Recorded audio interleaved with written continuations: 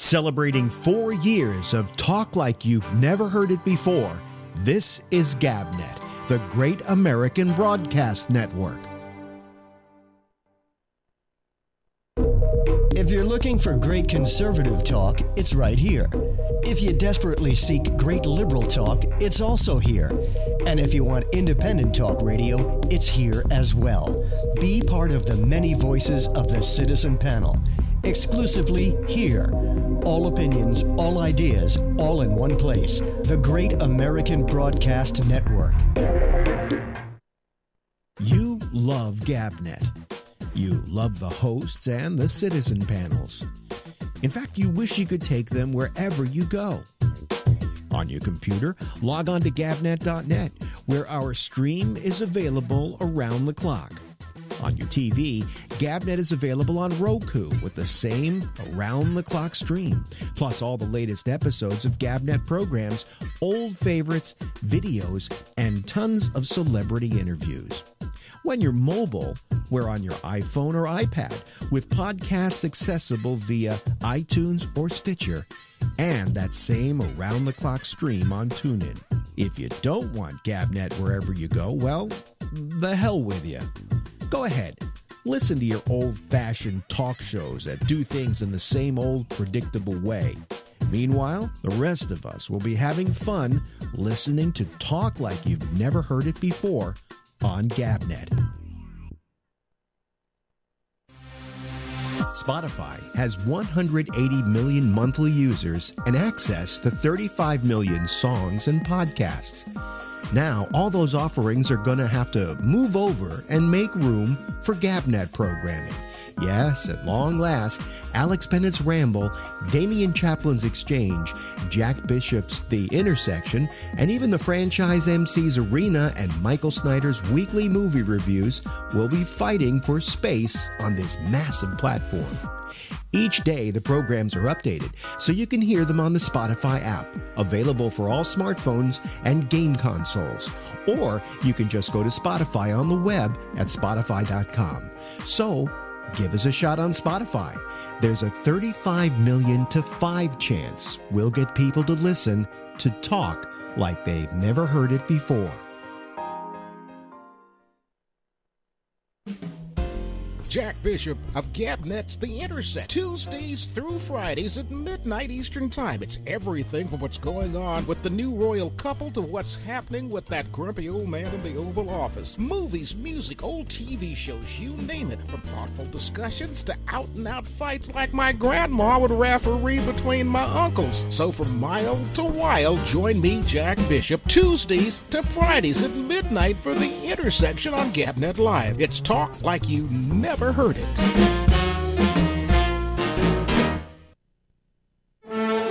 Celebrating 4 years of talk like you've never heard it before, this is GabNet, the Great American Broadcast Network.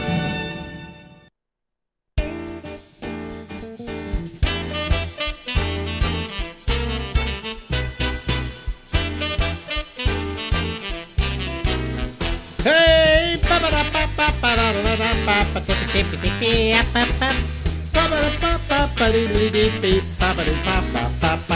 Hey everybody, this is Alex Bennett and this is the Ramble, and we will be going until midnight tonight, Eastern Time. It's not daylight anymore. Jeez, how times change. Anyway, it's time for us to talk to an old friend, okay? Okay. Ladies and gentlemen from out California way.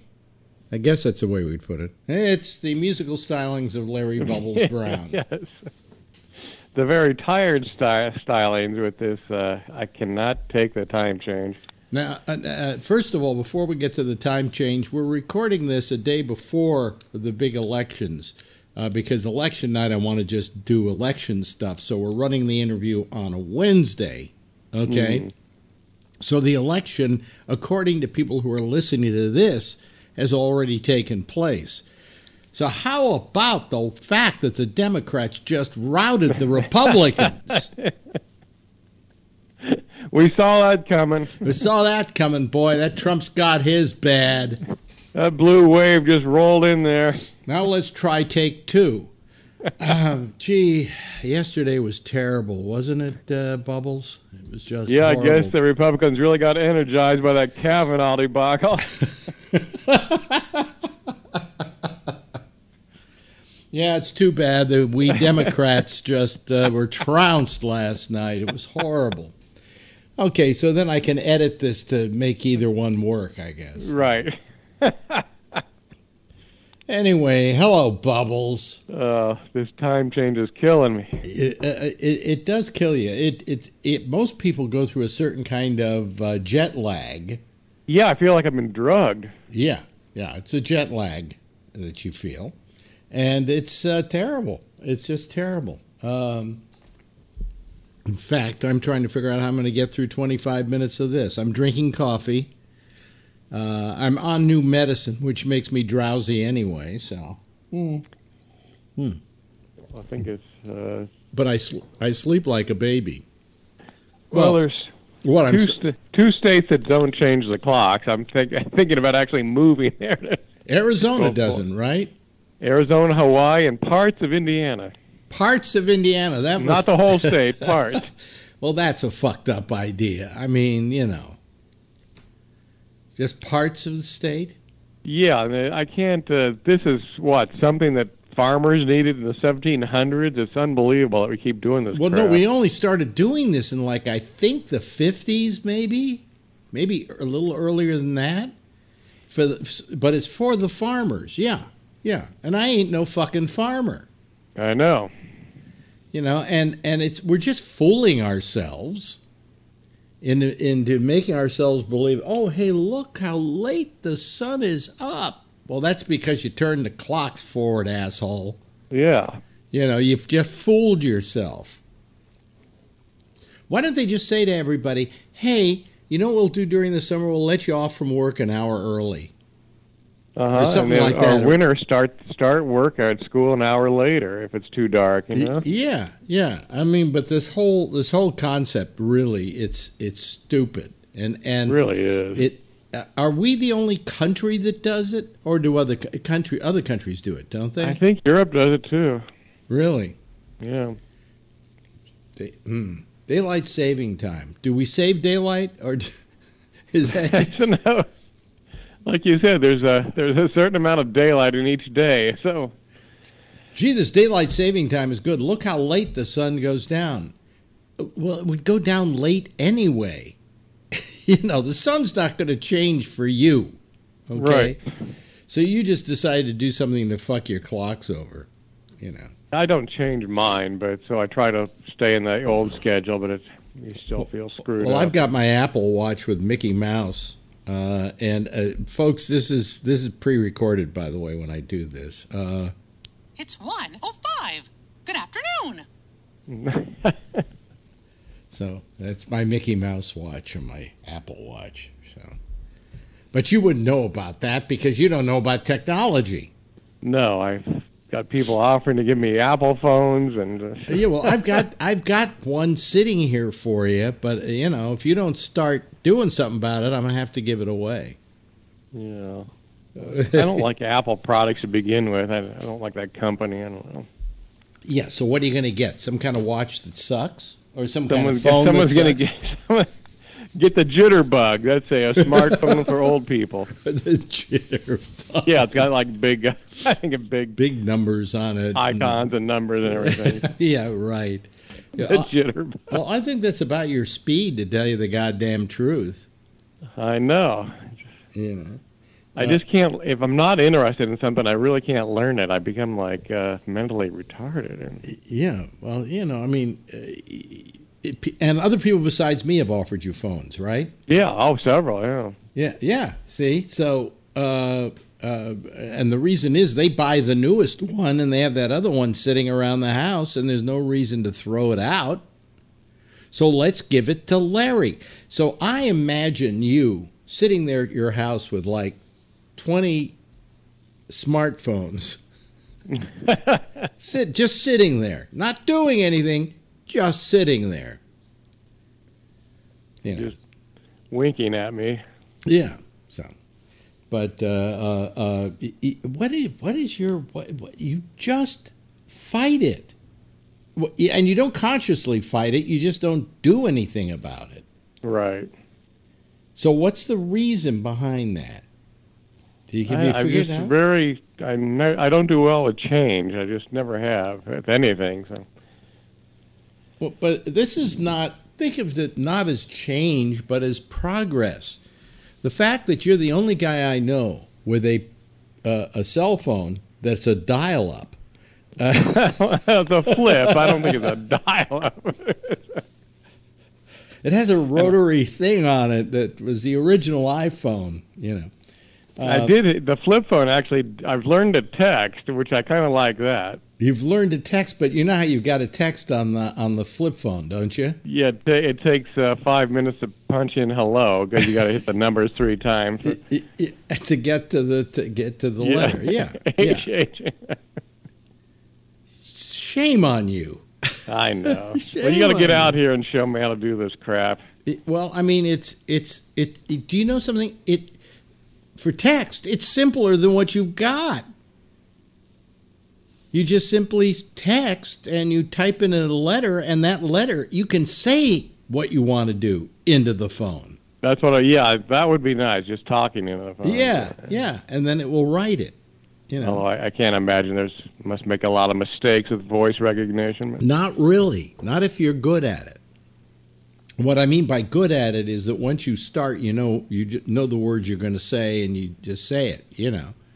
And then you go, hello, Larry, how you doing today? Period. I'm doing fine, exclamation mark. You know, and it comes out pretty good. I remember when voice recognition first happened, and it was just ridiculously bad, you know.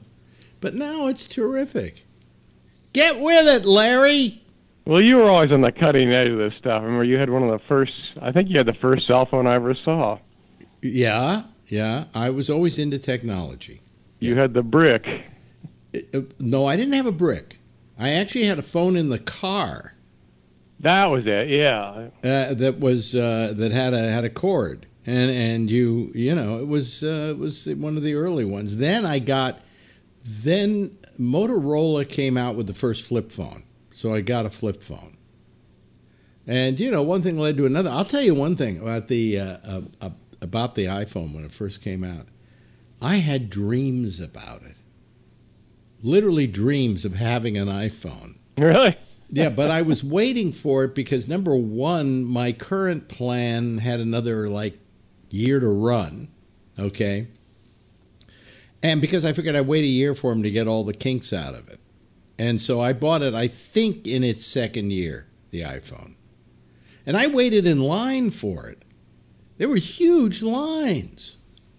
And you would line up in front of the Apple store, and it was ridiculous. I mean, they had 2 lines. They had one line for the people who had pre-ordered, okay? And that line was hellishly long. And then they had another line for people who hadn't pre-ordered, and it was very short. Yeah. And they say, well, we let these people in first, the ones who pre-ordered. And I checked myself against somebody else who was in the line about the end of the line where I was to see when they got in. They got in much faster than I did. So what did I do pre-ordering that piece of shit? Yeah. Yeah. I mean, I don't like Apple as a company. I think Apple as a company is one of the most evil companies alive.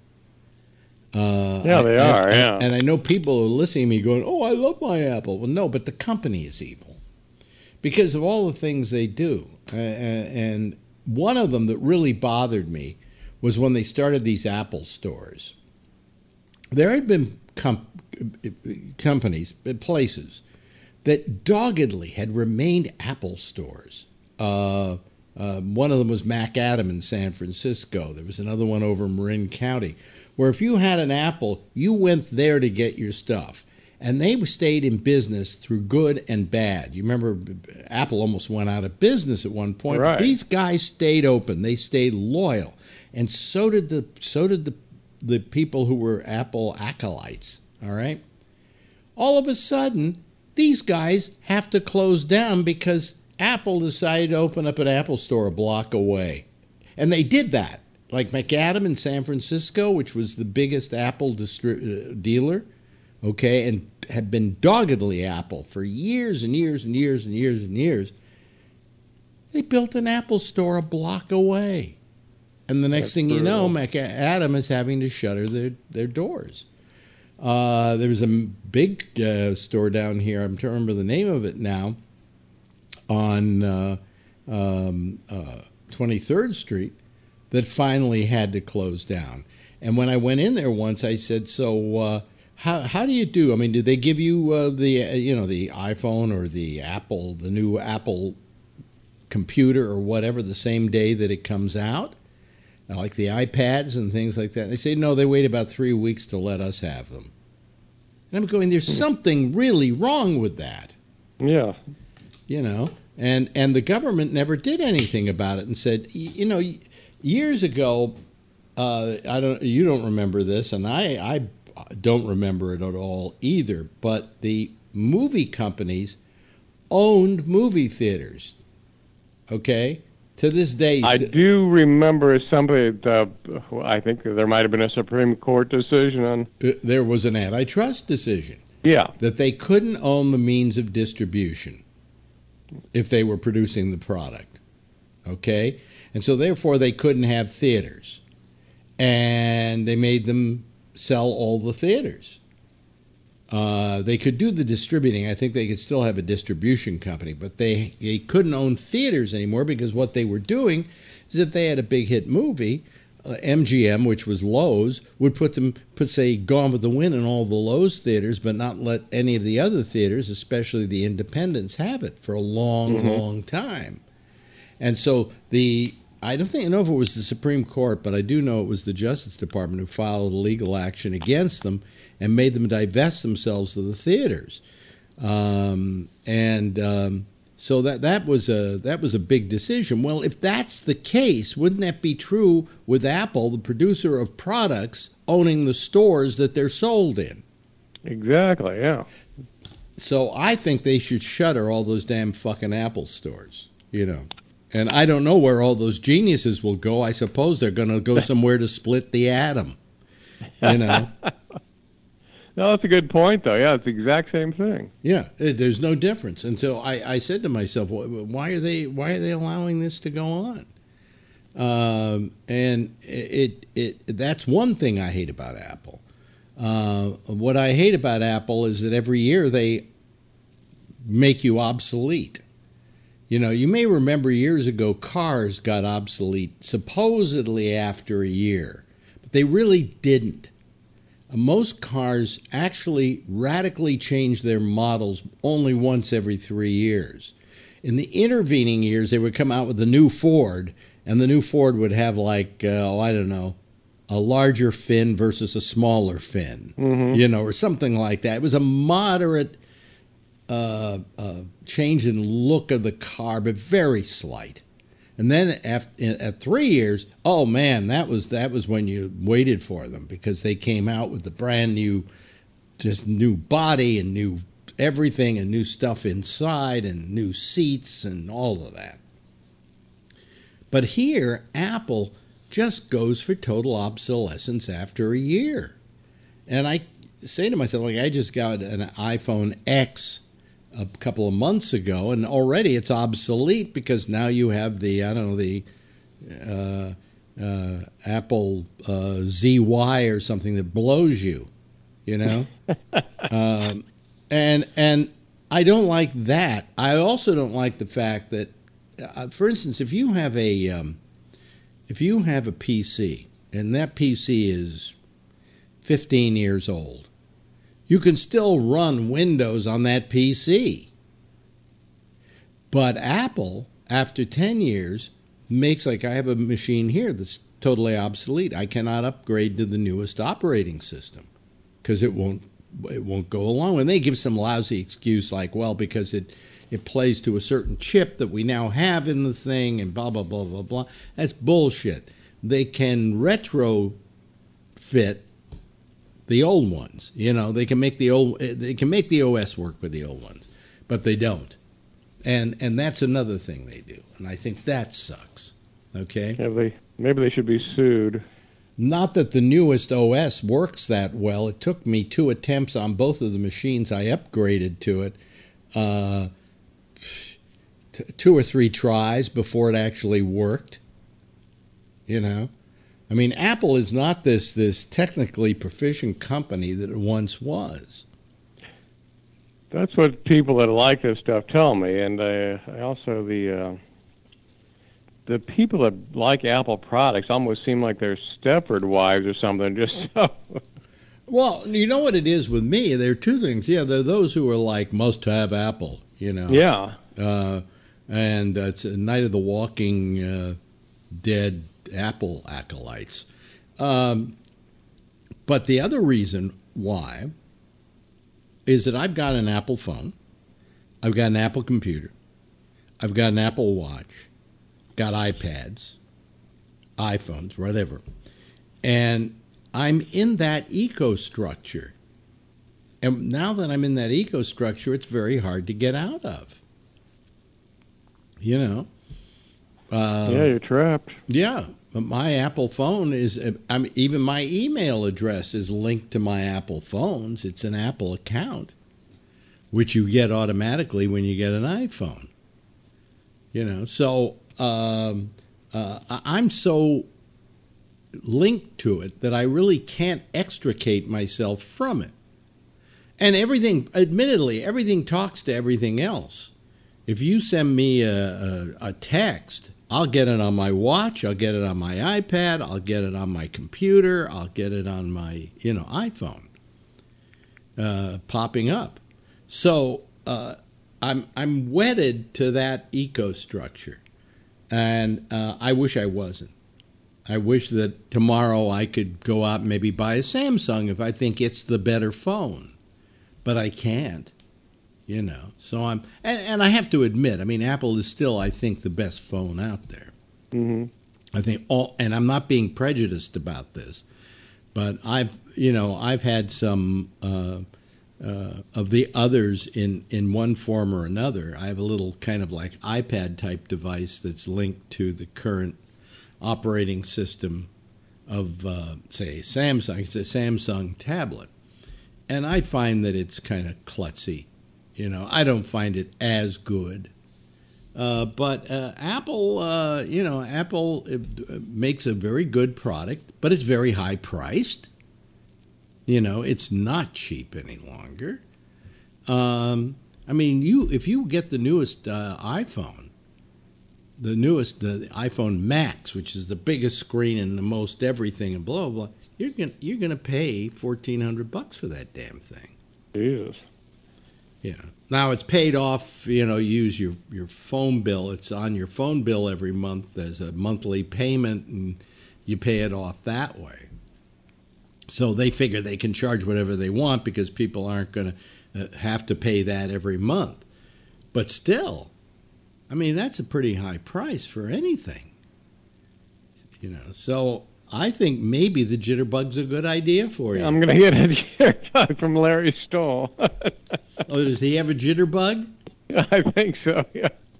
Larry Stoll, this is a guy we know, folks, has a Jitterbug? He works at Sprint, yeah. I wouldn't have a Jitterbug to save my life because that's just admitting you're old. Jitterbug. Jitterbug is a way. Well, why'd you get the Jitterbug? I gave up. I gave up. I've given up. I gave up a long time ago. Yeah, it has the big letters on it. Oh, man. But well, it's hard to believe. I remember when we were on radio towards the end there, the Apple, we spent one morning, because Apple was on the verge of going under. Yeah.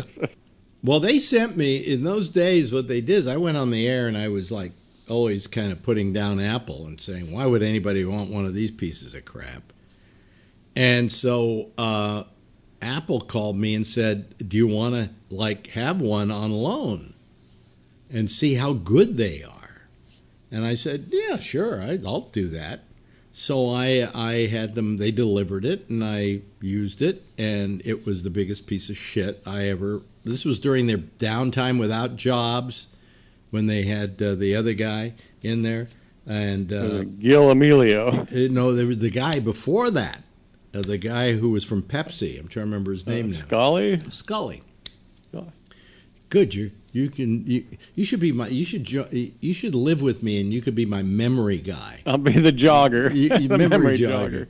Yeah. So Scully, and it was under Scully, and it was the worst piece of shit I ever played with in my life. Slow. It was glitchy.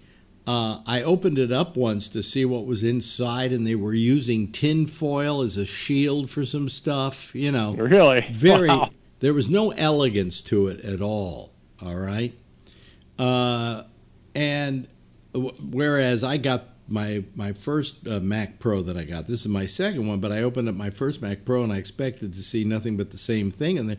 And it was gorgeous. It was all metal, and it was just beautiful. Okay. But anyway, so they sent me these things, a piece of shit. And finally they call me up and they say, well, what do you think? And I said, I think it's a piece of shit. They said, well, anyway, it's yours. And I said, what? They said, it's yours. They said, it's used, and we wanted you to try it, and now that you have it, just keep it. So I kept this thing, and I never used it. It was that bad. So that was what I remembered most about Apple. Until I came to New York, and I started editing video for my friend Steve, and he had Apples. And so I used the Apple, and of course, I love editing video, and I found they were great for editing video. Mm-hmm. They were, and so consequently, I went out and bought an Apple because it was good for editing video, and that's what got me into it. And then they came up with the new Intel chip, which allowed you to run PC programs on the Mac, and I figured, well, why don't I get a Mac, because I can always run PC programs on it if I need them, which I had for years because I was using PCs. And the next thing you know, I'm an Apple guy. Okay, and I really didn't even run the PC programs that much. So, that's how they got me. Wow. That's how that little. You were the PC guy. Yeah, how that little pancreatic creep Jobs got me. Yeah. He. And I do admit that I like them a lot, but I also admit that I use a PC now. Like I'm interviewing you now I'm recording it on a Mac, but I'm calling you with Skype on a PC. And this PC is very peppy and zippy and easy to use and so on. So I think the PCs are every bit as good as the Mac, and the Mac may not really be as good as it used to be, But they keep adding stuff, and I don't know why they keep adding stuff. I know the Microsoft Word, they keep coming up with a new Microsoft Word, and what does it do basically for me? I write a letter with it. I don't need it to send mail to Mars or something. I don't know what the newest versions do. But they always add something, and it's something you'll never use. Plus, you can't buy it anymore. You have to rent it. You can't buy it? You don't buy Microsoft Office anymore. You subscribe to it at $100 a year. So, that whole model has changed. But anyway, hey, this is what you're missing, Larry. This is what you're missing. I've got to come back to the future. Anyway, we got to go, Larry. Okay. We'll talk to you next week. Larry Bubbles Brown, ladies and gentlemen. But we sure called that election, didn't we? Yeah, we certainly did. See you later. Bye. Celebrating 4 years of talk like you've never heard it before, this is GabNet, the Great American Broadcast Network. And that was our old friend Larry Bubbles Brown. Amazing. Nice talking to him. I love him. I really love him. I wish he would come here and you could see what he looks like, because he looks as funny as he sounds. Okay? Anyway, let me see here. Before we go to the Skype lines, I just want to play something, and I'm going to play the audio from it because if I show the video, I'm afraid that one of these companies, whether it's Facebook or YouTube will go, oh, that's in copyright, when it really isn't, because it's of a press conference, which everybody covered today. But if you don't think our president is going fucking insane, today was proof positive of it. This is the reason you don't want him to have his finger on the bomb. This was a press conference he held today, and he was there to just say how wonderful everything was and how they just routed the Democrats last night. And then he opened it up to questions. Listen to what went on. If you didn't hear this, you've got to hear this. Okay? Let's see. One of the statements that you made in the tail end of the campaign in the midterms. That here we go. Well, if you don't mind, Mr. President, that this caravan was an invasion. As you know, Mr. President, I consider it to be an invasion. As you know, Mr. President, the caravan was not an invasion. It's a group of migrants moving up from Central America towards the border with the U.S. Thank you for telling me that. I appreciate it. Why did you characterize it as such? Because I consider it an invasion. You and I have a difference of opinion. But do you think that you demonized immigrants in this election to try to keep them? I want them to come into the country, but they have to come in legally. You know, they have to come in, Jim, through a process. I want it to be a process, and I want people to come in, and we need the people. Your campaign. Wait. You know why we need the people, don't you? Because we have hundreds of companies moving in. We need the people. But your campaign had an ad showing migrants climbing over walls and so on. That's true. But they weren't actors. They're not going to be doing that. They weren't actors. Well, no, it's true. Do you think they were actors? They weren't actors. They didn't come from Hollywood. Right. These were people. This was an actual, it happened a few days ago. And they're hundreds of miles away, though. They're hundreds and hundreds of miles away. That's not an invasion. Honestly, I think you should let me run the country. You run CNN. All right. And if you did it well, your ratings would be much better. If I may ask one other question, Mr. President. If I may ask one other question, are you worried? That's enough. That's enough. Mr. President, that's enough. I was going to ask one of the other folks. That's enough. Pardon me, ma'am. Mr. Excuse President, me. That's enough. Mr. President, I had one other question, if I may ask, on the Russia investigation. Are you concerned that you may have? I'm not concerned about anything with the Russian investigation because it's a hoax. That's enough. Put down the mic. Mr. President, are you worried about indictments coming down in this investigation?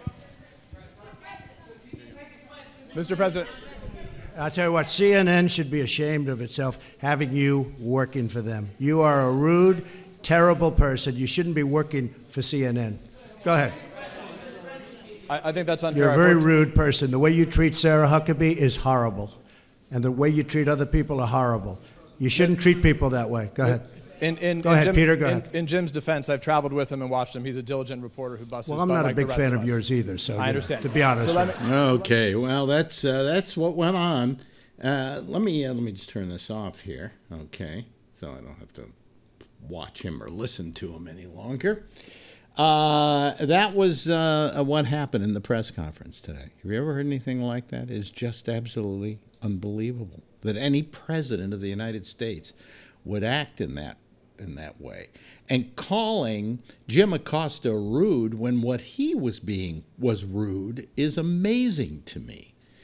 It's really terrible what went on there. And kudos to, what's his name, Peter Alexander of MSNBC and of NBC News for defending Jim Acosta. Boy, that was amazing. Just amazing. Well, let me open it. The lines are open now. I'm having troubles tonight. I'm having trouble with my stomach, to tell you the truth. So we'll if you come on here, I may have to run off to the bathroom or do something like that. But anyway, I am not in good shape. All right, so let's get some calls here. And if we don't get any calls, I can call the show short, and then I can go to the bathroom. In any event, what I want to do is take your calls if you want to call tonight. I have a feeling we might not have a lot of callers tonight, but we'll see. Oh, wait a minute. Here's Scott Boddicker already. Oh, yeah. Well, hello, Scott. How are you, my friend? Yes, turn on the lights. There we go. I got the light on, I guess. I looked at myself. I'm in the dark. Yeah. Boy, you had quite an election going for you last night down there in Texas. I was so sleepy last night. I said, well, I got to step and watch and listen to Alex. but I lay down at 7:30. I woke up at 11:30. I swear. I woke up during Jack's show, and I said, "Oh, it's too late to call in." You missed the action last night. I missed it all. Yeah, you missed some really great action last night. Well, we got the house. That's all I can say. We got the well, house. you know, even though a lot of Democrats are depressed that Beto Rodriguez, what's his name, Beto O'Rourke. Didn't win. For him to come that close in Texas is pretty goddamn amazing. I mean, the amount of difference between the two votes was not that phenomenal. Like 200,000 maybe or something. It was it's about the population of Plano, right? Yeah. Less than the population of Plano. Yeah. I mean, I don't know how you can stand to live around those morons, but what the hell, drink a lot. You drink a lot. Yeah, but in retrospect, hello, Rob, and hello, Tom. You may have to talk among yourselves in a couple of minutes or so because my stomach has just been roiling today. Anyway, what'd you think of last night, Tom? Oh, it was very exciting. Of course, yesterday I worked at the polls as I usually do, and it was a lot of people. I got interviewed by Channel 5, and a lot of people dropping off mail-in ballots, and I was pretty happy with the results. They had a couple disappointments for me, but otherwise generally dropping mail-in ballots. I mean, if it's a mail-in ballot, why didn't they mail it in? Save a stamp. Oh, yeah, but it cost them gas. So thick. I mean, they're so thick. You need a couple stamps. Oh, really? You could drop them off at any polling place on the election day, and that's what a lot of people do. They go off to work. They just drop it off right there, and it was just the box was just full. It was just amazing. Wow. Yeah, that's terrific. Well,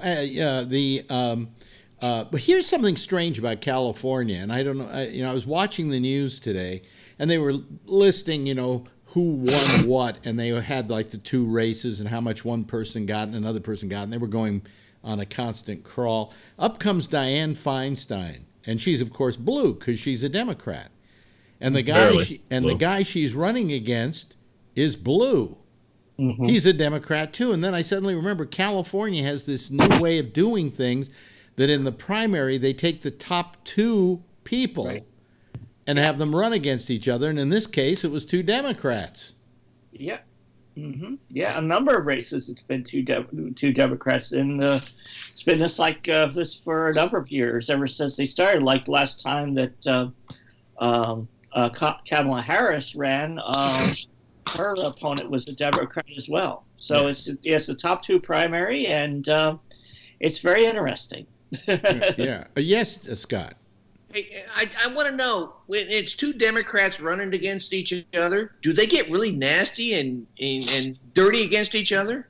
It depends on the race. We had a assembly race here in the East Bay that really got really nasty, and it can happen because basically if two candidates are pretty much on the same page on issues, all they've got running against each other is the personalities. And as you say, it can happen. I think the Feinstein Kevin De Leon race was sort of rather civil, though. Yeah. I thought that worked out well. Yeah, I was very happy to see Gavin Newsom win. Oh yeah. I think that he's, it's good because then he's in the running for president. And he'd be a stealth candidate. There are certain guys I called it last time. I called somebody a stealth candidate. It was Obama, because he was good looking, good speaker, and Newsom has all those qualities. So, everything Trump has. Oh yes, pure charm. You barely said that with a straight face too. Yeah, pure. Or charm. Rob did, I meant. Yeah, I noted, Brian, in a sense of what you said, that you're not exactly a fan of Dianne Feinstein. Oh no, I'm not. Why? But, why? Why? Because I was from what I gathered, I was more of a fan of the progressive candidate that ran up against both her and Kevin DeLeon and the Republican, who lost the first round. Yeah, yeah. Well, you got to get the most votes, but that's a strange state of affairs to be running against your own. I like kind. that method, though. I wish, of course, it'll probably be a cold day in hell before we have that here in the good old Commonwealth. You'd like it until you found out that in many markets around the United States, you have two Republicans running against each other, and then the Democrats got to step up their game. Then the whole game changes. Well, speaking of game, the Democrats have to step up their game then. Yeah, well, yeah. In the meantime, let's just make trouble. That's what I'm good at. Yeah. What was your takeaway after a day of thinking about it, Rob, from what you heard last night, and the result? I was very happy with the result as far as the House went, but today when he fired Sessions, I realize he's doing that out of complete desperation to try to make something happen before January. Well, he's trying to head off Mueller. Yeah, who I would know, say, which is concerning. I would be willing to make you a bet that any day now Mueller will level his charges. He might. Because he might have to. I think to begin with, I think he was waiting till after the midterms. He didn't want to interrupt the election with anything like that. Okay. I can respect that. Yeah, and I think you can expect maybe as soon as maybe the next week, Mueller coming down with what he finds is his final opinion on the whole thing. Well, now they're saying that if with his shill, who's the acting AG, that he could decide not to give that report to anybody, right? Oh boy. Well, but if Trump does that, the hue and cry, even from his own party, would be amazing. Well, we'll see. Hue and cry, even from his own party? Did you really say that? No, I'm going to say that. I think that the Republicans will only go so far with Donald Trump. There's a limit, and so far we haven't reached that limit. Well, that's what I was expecting. It hasn't happened yet. Well, what's his name? I'm with those two. I saw a clip of Lindsey Graham. I think it was Lindsey Graham saying in an interview. They said, "Well, what if he tries to get rid of Sessions?" He said, "Well, he can't do that. There would be hell to pay." Right. So we'll see what Lindsey, the cheerleader Sessions, has to say now. Where's the hell being paid right now? Right. Well, he wants the job. Lindsey wants the job. He'd be happy. Yeah, what Scott said. Yep. But it's really a sad state of affairs. And then I just played it a few minutes ago. That press conference today. I gotta watch that. Showed me that this man is not in control of his faculties. They said he was red-faced and orange-faced. And he turned around and he started to walk away. Now, if you listen to what Patrick said last night, we're just whining about the fact that he's president. Yeah. See, that I don't get. I don't agree with Patrick at all. Not yet. No. We'll see. No, but I mean, I looked at him today and I said, this guy has his finger on the bomb. This is a man of such impulse that he can't control his impulses. And it's not good. What we saw today was the worst thing I've ever seen a president of the United States do in public. Yes, Brian. Yeah, what got to me a little bit, what kind of sent a chill down my spine was the response he made on Twitter concerning you want to investigate the Senate, you want to investigate the administration. Well, two can play at this game because I'll have the Senate investigate your asses. Yep. I'm paraphrasing, of course, but that told me, as I told a Facebook friend of mine, instead of lock him up because he's a fanboy Democrat himself. The Democrats should be saying, watch your ass. Well, on account of the fact that you can never underestimate how vindictive and how willing to scapegoat and deflect he is, because when Obama's economic boom from the prior administration runs its course, and it will, and these tariffs and all this other shit that the rhetoric and the sanctions, internationally speaking, that Trump has placed, when they start hitting us in the face and in the nuts, metaphorically speaking, don't be surprised for a minute if he blames all of this on the democratically controlled Congress.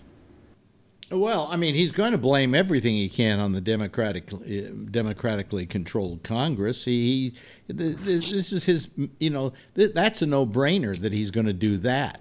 That's been his modus operandi. 6 months ago that all the along. economy is eventually going to take a downturn with all these tariffs and shit, and this provides him the perfect scapegoat. Don't think for a minute it won't.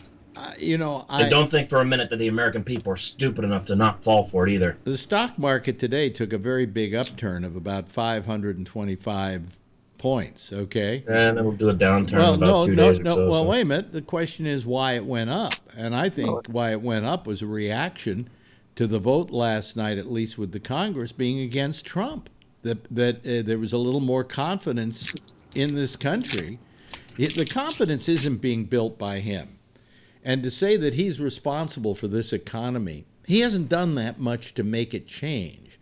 The whole thing started under Obama, and it's just kept going, Well, we've got 2 years to wait and see.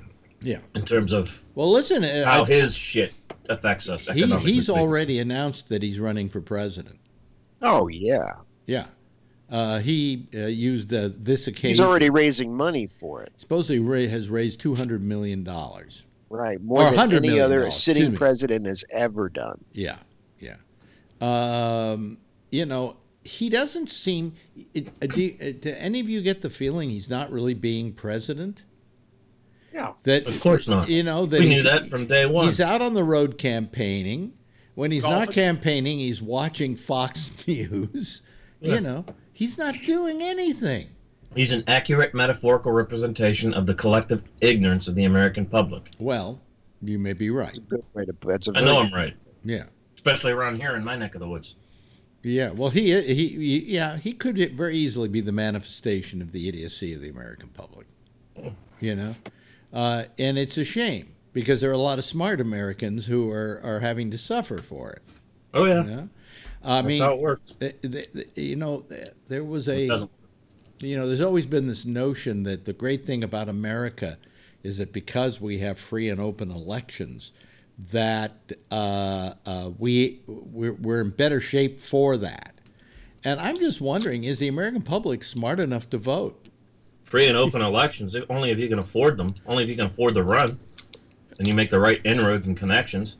No, we're not talking about that. I'm talking about just the fact that we have a democracy in which we are allowed to vote, or at least have the illusion of being able to vote and change. Well, we have more or less a republic with strong democratic traditions, at least according to the CIA.gov website. Yeah, yeah. But anyway, that bothers me when people on the left and the right say, and righties say it too, oh, we live in a democracy. We shouldn't do anything to detrimentally affect our democracy. No, you've got other people on the right who, when you say that, they say, don't live in a republic, and they're right. And you got to Republican democracy. No, we have both. Can I talk?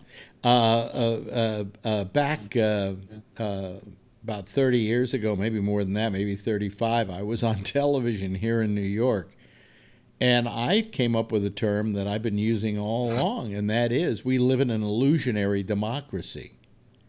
In other words, we're made to believe this is a democracy, but it's not exactly, and that if it were, I just feel a lot more freer than I do. Semantic-wise, you'd be wrong, but philosophically, I heard you say this on your Sirius program, that we live in an illusionary democracy to Christina, and I remember nodding my head in agreement, because philosophically speaking, I agree with you 100%. Yeah. We think we're free, but try not paying your property tax one year, try not paying your vehicle registration fee 1 year, try finding a job without your Social Security card, and see what happens.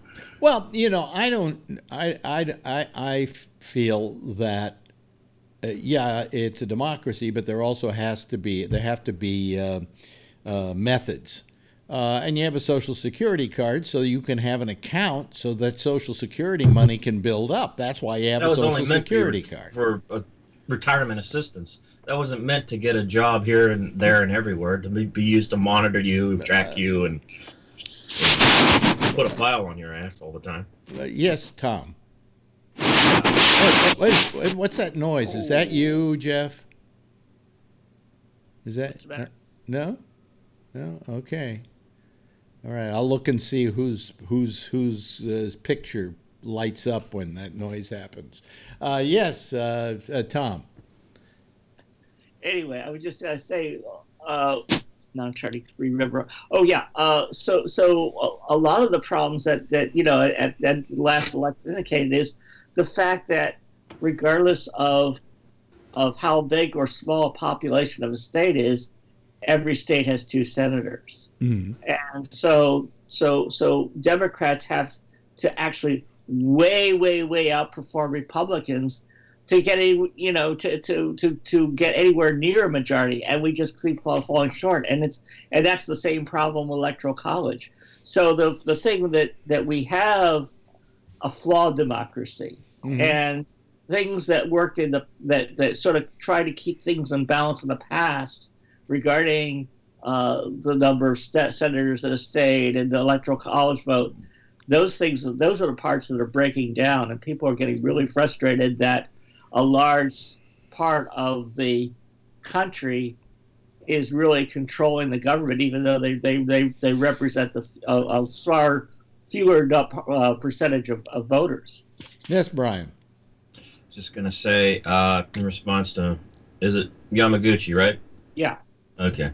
Mr. Yamaguchi was that, in order to... you can call him Tom. Tom, I like being formal sometimes. It's just... All right, Brian. Whatever. Especially when you can't remember his what first Tom was name. saying. To get those, to woo those voters who live in those halved Senate districts, you're right. They're going to have to up their game a little, and that means, and by that I mean a lot, and then you're going to need to embrace things like universal health care, election reform, like public financing of elections to cut down on corruption. I would add on a personal note, embracing the notion of term limits. I mean, I just pulled up a map on Google indicating what it would have been like in 2016 if not voting for any candidate and staying home was actually a candidate, and actually breaks down the electoral results. And from what I understand, Hillary Clinton would have gotten 51 electoral wins over Donald Trump's 16, whereas everyone else who didn't vote would have made up 471 electoral votes in the Electoral College. You're beating that Electoral College thing again, and you don't have to. I mean, we understand that there's a problem with that, you know? Well, even without the Electoral College, if everything else remained the same, politics speaking-wise, infrastructure-wise, you still would have had over 100 million non-participants. You got to woo those 100 million non-participants. Well, we should do, or at least 80% of them. We should do what they do in Australia. If you don't vote, you get fined.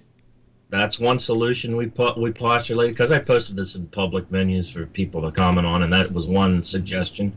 I agreed with it. Like yes, Tom. healthcare. Yes, Tom. Tom's got his hand up. Good. You don't need to do that. There are people that want to vote and they can't vote, which is actually one of the bright spots of yesterday's election in Florida. Was the fact that people who had felonies are being returned their right to vote. What was it? Amendment 4? What I thought was very interesting, Tom, is that means that the voting rights are not going to be restored to close to 1.5 million people in Florida. Well, that really speaks well for the population of Florida, doesn't it? No shit. That they're all ex-felons. Well, I mean, there's a reason why it gets back to racism itself. I mean, people have been targeted and are more likely to be convicted of felonies if they're a racial minority, especially low income. So it's a tactic of excluding people and suppressing their votes. It's very systematic. By the way, let me talk about an issue in California. Yesterday, you had an issue. I thought it was to do away with daylight savings time, but the law was to maintain it all year long. Well, and people voted for it. What kind of idiots? I would vote to do away with it, but not to do it all year long. Here's the issue, Alex. Either way, what happened was, and you were talking to Larry about this, it was actually an initiative in 1949 where the voters had set up the system of daylight saving time. Yeah.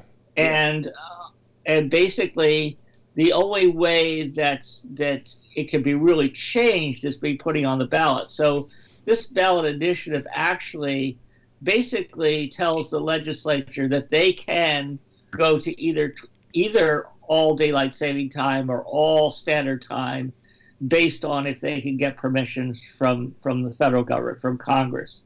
So this isn't a done deal, but it's not necessarily going to be saying that we voted all for daylight time. We just voted for not putting our clocks forward and back twice a year, which is getting to be really silly. Are we all kind of in? I would say now that we have passed it, Yeah. I will strongly lobby that we actually have year-long standard time. I agree. I would agree with that.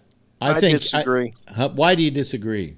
Because I like the evening light in the summer. I don't like I like that it here at 10 minutes to 9 in June and July it's light outside. I really do enjoy that. Yeah, but the good Lord never intended it to be that way. The good Lord doesn't give a rat's ass. The good Lord doesn't exist, and B, you can see that beautiful sunset outside of your window, regardless of where you're at, your home, your truck, your car, or your workplace. Yeah. You get to see that sunset regardless. By the way, we've been joined by our Morse code friend. Hello. Hello. Yes. What are you on a phone again? Yeah. Yeah. Why is that? Are you still on vacation or still away from home? Yeah, I'm still in. I'm near Mount Jackson, Virginia, so I'm not too far from Rob. But the Wi-Fi here sucks. Oh, okay. You two should be bunkmates. That way you have, better internet. Yes, Tom. Just saying, we've been joined by another person who worked at the polls on yesterday. Kevin, right? Yeah, sure did. Okay, there you go. Well, wait a minute. Right. Stop her. Wait a minute. Okay, well, I'll just show you my thing here. There we go. You worked the polls? No, you just get one of these when you vote. Not everyone You got those stickers. also get one of these when you get you're vaccinated and you give blood. So I mean, you could. Or if you overcome your constipation, you get a sticker that says "I pooped today." Yeah, they have a sticker in Georgia that is supposedly very nice. Oh, what is that? That's like a badge. Wow. Yes. Yeah. Yeah. Wow. There. Oh, you have yours too. Oh God, I want one of those. Ain't that some shit? Said the toilet paper to the asshole. You're in the club, Tom. Bunch of them. What? There you go. I'll put it in the mail and send it to you. I got a whole bunch of them. Oh, okay, good, cool. I would love to get it. Kind of collector's items. Yeah, but in Georgia, theirs is kind of nice, and kids love them, and they always want their parents to bring them back for them. Getting mine. That kind of is a nice civics lesson, if you want my opinion. Agreed. Speaking of Georgia, though, Stacey Abrams, I like what she's doing. She's digging her heels in.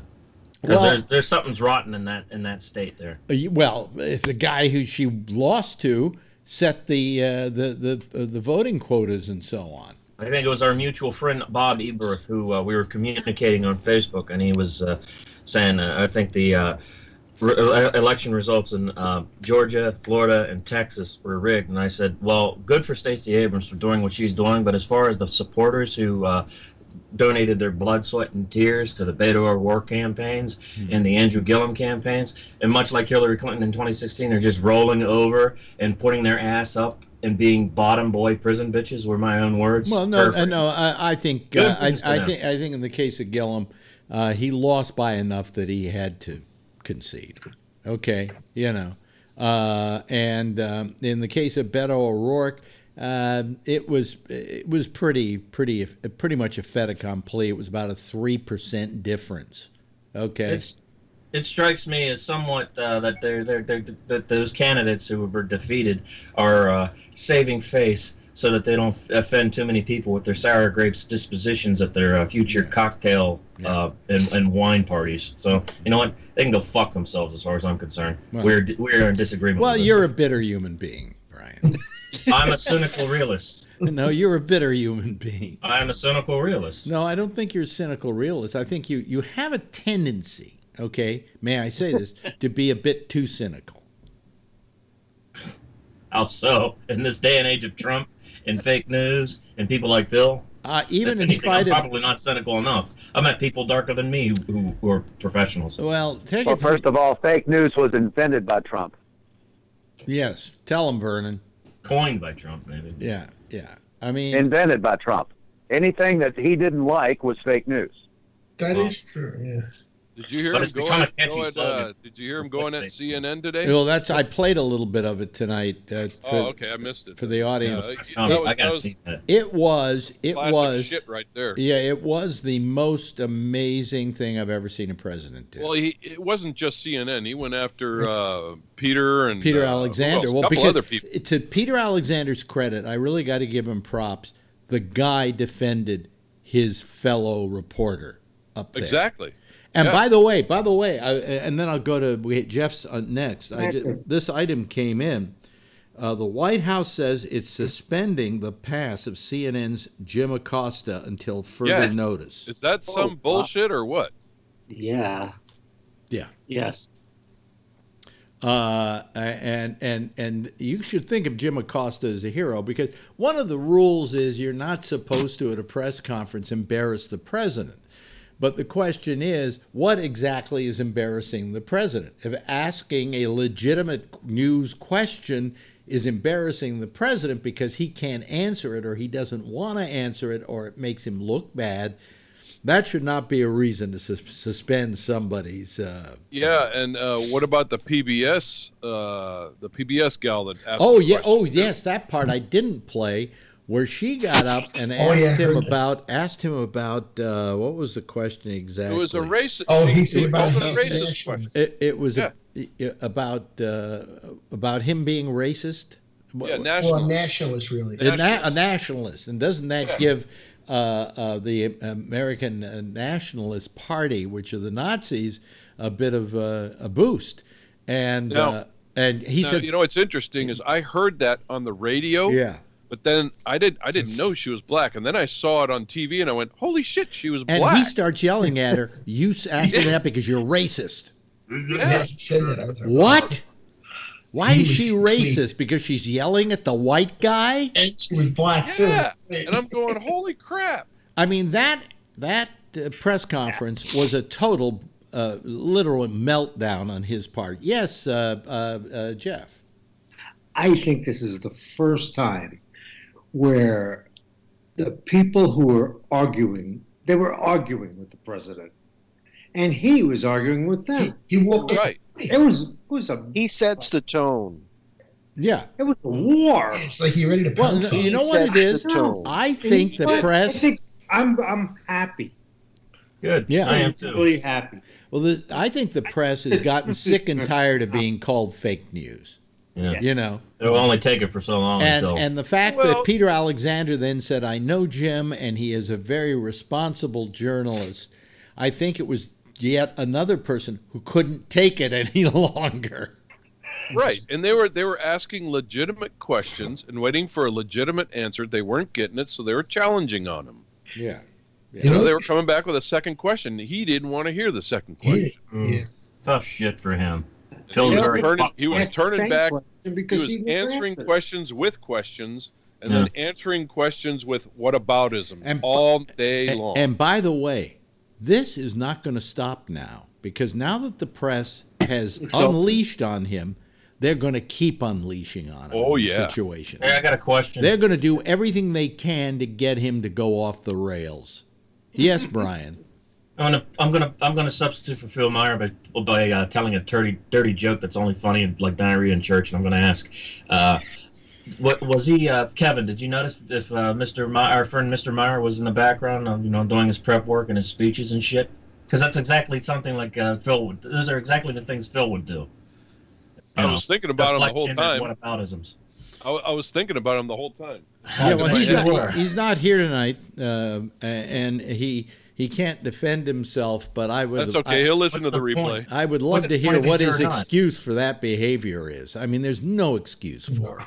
He'll defend himself by doing the same thing. Jim Acosta was simply asking a question and wanting an answer, and doing his job as a reporter. And by the way, so he's lost his press credentials. He's probably getting a raise over CNN for this. That's right. Exactly. That's a badge. That's a badge. Yeah. How's Huckabee Sanders going to spend this, I wonder? Oh, well, he then accused Acosta of saying terrible things about Sarah Huckabee. Oh, Christ. Well, yeah, that's funny. I'm sorry. Sarah Huckabee is in the middle. She's on the firing line. In fact, she's the cannon fodder for Trump. Of course she is. She's not even there, and he's trying to bring it up like he's a protector. She's out in December, I heard. After December, come January, she's gone. Yeah. Really? Yeah. That's what I heard. Well, yeah, that's what I heard a while back, and he wouldn't even answer that question. She probably can't wait. You can't. That job has got to be so. She's stressful. probably doing it for the credentials to get a few notches on her fat ass belt. And, no, she doesn't need any notches. I mean, her father is. Yeah. Well, that can only get you so far. It is Huckabee.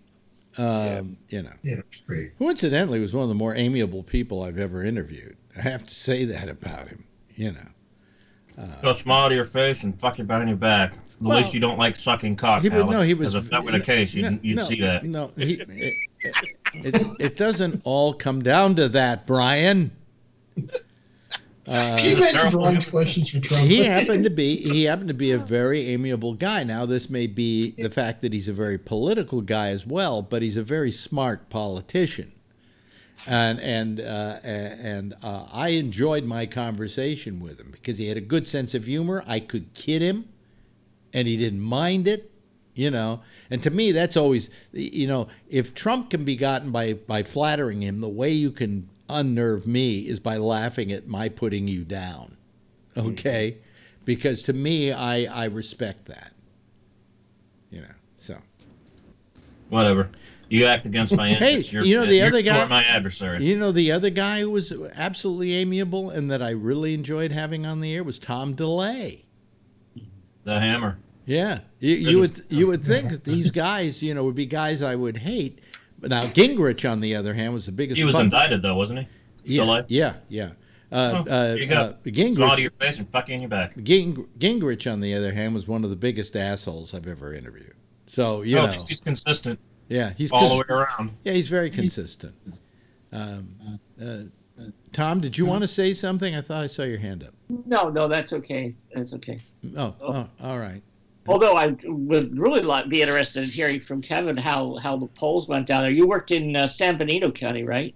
Yeah, I was going to ask you the same. We got a really crappy polling place, but they went real well because we started with the new electronic polling book. We didn't have paper. Oh, really? Well, you just switched over. Just had touchscreens? Yeah, touchscreens for the books. So we just searched people, and if they were there, they were there. If they didn't, they tell you where to go, and it was nice. What do you mean by a book? Roster. The books that when you check in, you didn't have to sit there and look through the book. Okay. You search. It was actually a little iPad, and you'd search the name, first three letters. We don't and have then if that. you were in the right place, you just flip it over and have them sign. If you're in the wrong place, it would tell you where you're supposed to be, and it would print directions and everything for you if you wanted. My polling, Alameda County, we're in the Stone Age compared to that. Well, it's the first election. Oh, New York's in the fucking Stone Age. Yeah, I mean, but I went and they had my name right, which they didn't do before, and it went very easily. I just walked right in. They said, "Here's your ballot. Here's your name. Okay, here's your ballot. Go over there." And then you sit there and fill in It was a very small ballot. Yeah, that's probably why Andrew Cuomo got his third term, because your election stations are in the Stone Age. Yeah, well, also because people, I didn't vote for him. I didn't vote for Cuomo. I voted for the Green Party candidate. Cynthia Nixon, right? But then when I got to what's her name? Gillibrand. Kirsten Gillibrand. Gillibrand. There wasn't a alternative to her in the Green Party area. There was, of course, in the Republican, and that woman who's a Republican also was running as a reform candidate. So I voted for her. So technically, I voted Republican yesterday. You didn't vote for the Green candidate? I didn't want Kirsten Gillibrand. I wouldn't vote for her if my life depended on it. Oh, they were both running in both camps. This is both places. Yeah. That's very typical in. In California. Yeah, in New York, a lot of times you'll find that the Democrat is running as a what do you call it? Liberal part, the Liberal Party. Three things. That sounds like a conflict of interest to me. No, it's not a conflict of interest. It's parties get to nominate whoever they want to nominate, and in this case, they nominated both the governor and the lieutenant governor for the Liberal Party as well. Meanwhile, the Reform Party also went ahead and nominated both the Republican candidates for governor and lieutenant governor. The only problem is that when I got to Gillibrand, there wasn't a Green Party candidate who I could have voted for as an alternative. You're right; those are poor choice of words. So I meant to say lazy. So I voted Republican. That was lazy of the Green Party and lazy of the Reform Party to do that. Yeah, very lazy. But no way I was ever going to vote for Gillibrand. On the other hand, girlfriend voted for Cuomo and Gillibrand, and I told her she was she was just. I did Cuomo too. Too much in. Why? You know why? Because I tell you what, he's behind the minimum wage going to 15. So it's all right. I'll vote for him. He seems like he's okay. The minimum wage should be 25. Okay, I know, you're right, 22 to 25. You're living in fucking New York. Who can live on $15 an hour? I know, but at least he's trying. This guy. No, he's not trying. He's Mario fucking Cuomo. I know Mario was a dick. I know that. Andrew Cuomo. Huh? Andrew Cuomo. Excuse me. Andrew. He's picked out of his father's Mario, the father, was good. He was okay. But Andrew Cuomo. That's what happened with my doctor when he asked me the question about who's the governor of New York, and I couldn't remember. All right. But I did say this. Doesn't he have that brother that works at CNN? Yeah, Chris Cuomo. Yeah, Chris Cuomo, yes. They look alike. And then as I was watching Chris Cuomo today, I looked over at girlfriend and I said, that whole family looks alike. I mean, even the father, he looked like the father. So. He voted ahead. What? About over a week before. That was very convenient. Oh, you could vote ahead. Yeah. Yeah, we still can't in New York. Can't in PA either. What's with New York? Why can't we vote ahead? Why can't we mail in our ballots? Why can't we do it? Why can't we do it online, for crying out loud? We can vote. We can vote 3 weeks ahead. Yeah. Yeah. Right. Why can't we? I mean, that's what we had. I had. Let's see. We had 114 people that actually came in and voted, and we had 114 people that actually came in and dropped their vote by mail ballots. Yeah. It was a 50-50 even split. Yeah. Which makes it much easier at the polls instead of I remember going to the polls a couple of years ago here in Harlem before they broke it up into several different places, and man, I had the line was it took me an hour, 2 hours to vote. I imagine eventually we're going to get to the point where there'll be probably 2 or 3 spots where you go vote, and 90% or 80% of it will be, over the phone or. Well, there's got to be a good, solid method of doing it by computer. Yeah, they're working on that. I mean, next year. This device that we were using will actually scanned, so you won't even have to say your name or anything. You'll have a voter ID card with a barcode on it, and you'll just come up and scan it. You won't have to say your name or anything. Now that's what voter ID should be. It'll all have the information on it. Yeah, but earlier tonight, Brian, you go vote. Earlier tonight, Brian, you were against IDs. What gives? You changed your opinion. When did I say I was against IDs? Because you said you have to show your Social Security card, or you have to. You actually don't have to show a Social Security card in most situations. Driver's licenses. What I was saying or a was passport. I was making a point in terms of how how much of an illusionary democracy we live in, because what I said was try not paying your property tax 1 year, or your vehicle registration fee for 1 year, or trying to apply for a job without your Social Security card, and see how far that gets you. Those were my exact words. The greatest example. I actually am in favor of a national ID. Okay. The greatest problem with it being an illusionary democracy, and I give this as the biggest example, there are two parties. That's basically it. A third party doesn't have a chance.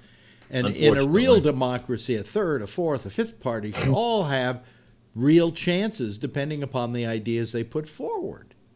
And yet they never, for instance, if you're a third party, if you're the Green Party as an example, which is a wacko party, but what the hell, it is a party. No, it is a wacko party. Well, they've never put anybody up that ever was reasonable, that made sense. What? Yes, Tom. In fact, Barbara Lee, who represents me in Congress, her opponent, thanks to the top two primary, was a Green Party member. Yeah. So instead of running, against a Republican, she was running against a Green person. So yeah, it's an opportunity for some of these other parties to really step up and have a real shot at getting elected. Yeah, well, and that's also why I support ranked choice voting too. Yeah, I do that. Yes, Jeff. I once voted for Ross Perot. Remember that? Yeah. How do you feel about that in retrospect? Well, it was fun. He struck a populist chord as he did with a lot of people at the time. Yes. So I don't blame you one bit. Yes, Kevin. So going back to IDs, I'd ask Tom, did you have a lot of people whipping out their licenses? Because we're not supposed to ask for IDs, obviously. Yeah, people do that voluntarily. And it's actually sort of helpful because it makes it easier to find their names. Yeah, but we're supposed to tell them. We tell them, put your ID back in your wallet. We do not want to see it. How does that make sense? How do you prove where you're from? Because here at my polling place, we got a lot of arguments on that, saying, "Well, I want you to prove it," and I go, "We can't look at your IDs." That's ridiculous. At my polling place, I had to show my ID. So in California, it's against the law. It might be a California thing, but so if I know your name, I could walk in. If I know your name and address, well, there's a lot of other questions we ask you to verify that. We'll ask for your birth date and your address and things like that. Those are pretty if you know easy all things. that stuff, yeah, you could get by with it. Oh my God, that's just ridiculous. You talk about voter you sounded fraud. just like a bunch of people I talked to last night. Well, because we're But yeah, I know what you mean. Yeah, Alex. Yeah. Go ahead, Tom. Yes, Tom. Yeah, I was just going to say, actually, there are people who are required to show ID if they're first-time voters in a federal election. Yes. So that's under the Help America Vote Act, or HAVA. But generally, basically, all you need to do is just verify your name and your address and sign it. They just go by the signature. And this thing about voter fraud is just a bunch of nonsense. It's practically nothing. And actually, one of the big problems that we have is that people, will get their vote by mail ballots and they'll throw them away, and they'll come in and try to vote for the polls, and then they get upset that we're requiring them to vote provisionally. Provisional, yeah. So let me ask you this: what happens if somebody gets a hold of your vote by mail ballot and they decide to fill it out? And actually, somebody asked me about that yesterday. I said, well, if somebody actually did steal her ballot and tried to vote her ballot, the signatures wouldn't match. So who's checking every signature? Really? They get checked. Yes, they check they check do. I watched it last night Probably after have the computers election. I go going to on, too. headquarters, and Check they 'em. actually do check them. They've got a system there, and they post it, and they actually show it at the headquarters. I watched it last night, and they display screens on the wall, and they go through the ballots, Yeah. and they'll post it where everybody can sit there and watch it, and they show the signatures and like the ones that they don't know whether, somebody checked it off and then changed their mind and X'd it out, or somebody wrote in Joe Blow as a write-in.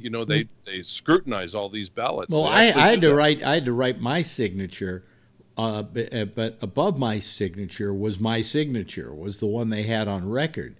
And I got to tell you, with every year that passes by, my signature gets worse and worse and worse. Yeah. And with this I did it, and I hoped that it was at least close enough to my other signature that it worked. Yes, Jeff.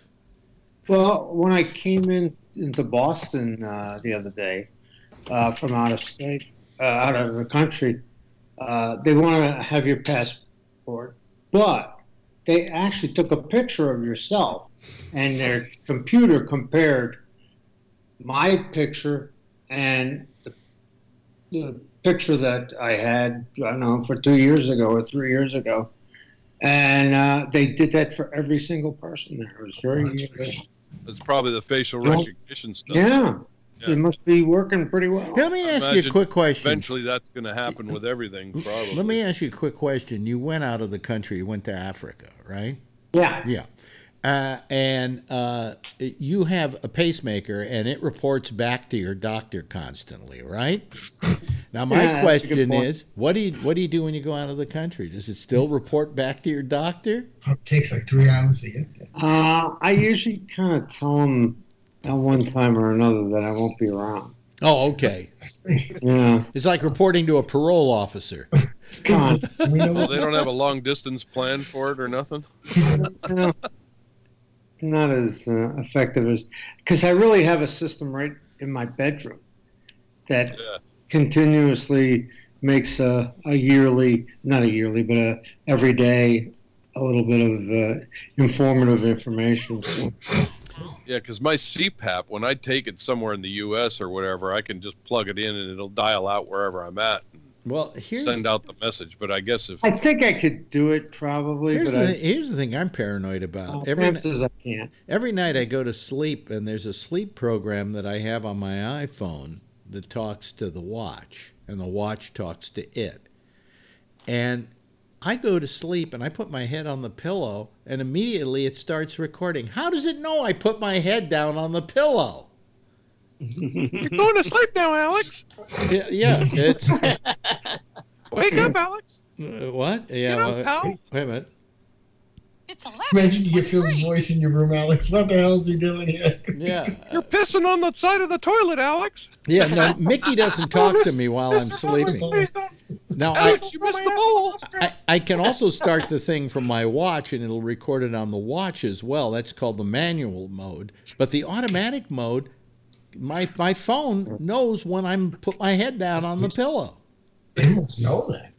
Yeah. Well, my watch changes when it goes from one zone to another. Oh, but I don't know how they really do that.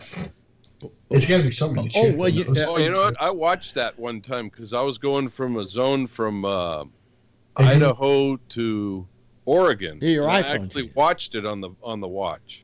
Well, also it'll do it on your iPhone too. Your iPhone. Yeah, on the iPhone. That's what I saw. Yeah.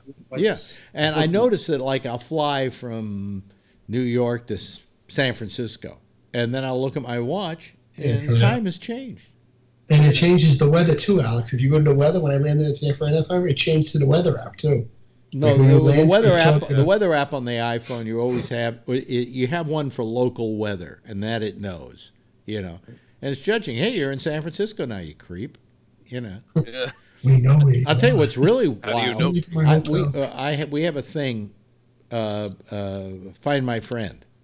Okay, and Marjorie, I have it hooked up to her phone, so that anywhere she is, I can see her, and anywhere I am, she can see where I am. I track my kid with it. This way, I can tell who she's cheating with. Anyway, or she can tell who I am too. But she went to China, And I looked at the Find My Friend, and there she was. There was Hong Kong, right? And the hotel she was staying in. So, I mean, it knows what's going on no matter where you are in the world. It's amazing, the amount of data, right? So now my question is, does Apple know too much about me? Yeah. You know? Mm-hmm. And for all this thing about security and that bullshit, come on, it knows where I am. I know where you are. You know. Who you are, how much money you got in your pocket. Yeah, yeah. But did you ever see it going like this? No. But you know, in spite of all of that, we still don't know about Donald Trump's taxes. So, you know. Yeah, really. Oh, but we're going to. We're going to. You think so, Vernon? Yes, I do. I think that the Democrats are going to request it. Well, did you hear his excuse today? I love this one. You people just are not sophisticated enough, basically is what he was saying, to see my tax returns because it's so complicated you wouldn't understand it. And my answer to you, you little orangutan-looking asshole, is let me be the judge of that, okay? Just give me the information and let me see if I can figure it out. I think maybe when I see that you're not worth $1 billion, that's what you don't want me to see. Fuck nuts. Am I conveying my point to you clearly, shitstick?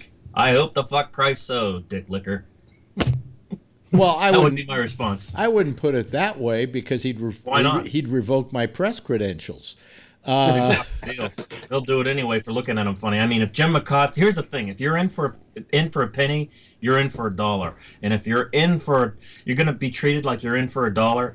When you only did a penny offense, you might as well get your 99 cents It's worth. almost so, as though there you go. It's almost as though in that press conference, Acosta was just sick of the way the press was being treated, and so he simply pursued the question, and it drove him nuts.